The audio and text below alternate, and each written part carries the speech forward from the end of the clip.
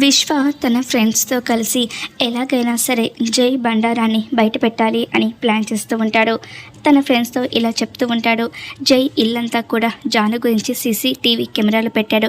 ఎలాగైనా సరే ఆ కెమెరాను నేను తీసుకొచ్చానంటే అది జానుకి చూపిస్తే చాలు, ఇక ఆ తర్వాత అంతా కూడా జానుయే చూసుకుంటుంది అని విశ్వ తన ఫ్రెండ్స్ కలిసి ప్లాన్ చేస్తూ ఉంటారు. వాళ్ళ ఫ్రెండ్స్ బయట వెయిట్ చేస్తూ ఉంటే విశ్వ దొంగతనంగా మాస్క్ వేసుకొని ఇంట్లోకి వెళ్తాడు.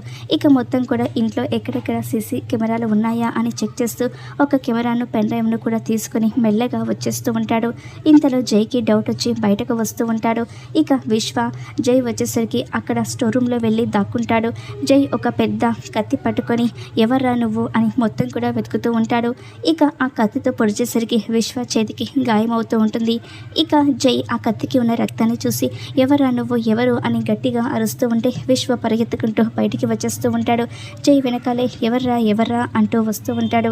విశ్వ బయటికి రాగానే తన ఫ్రెండ్స్తో ఇదిగోరా పెన్ డ్రైవ్ కెమెరా దొరికింది, ఇక దీన్ని ఎలాగైనా సరే జానుకి చూపించాలి, ఆ జై బండారని బయట పెట్టాలి అని మాట్లాడుతూ ఉంటే జై బయటకు వస్తూ ఉంటాడు. వెంటనే విశ్వ తన ఫ్రెండ్స్ అందరూ కూడా కలిసి పారిపోతారు. మరి జాను ముందు జై నిజస్వరూపం విశ్వ ఇప్పటికైనా బయట పెట్టగలడా? ఏం జరుగుతుందో చూద్దాం.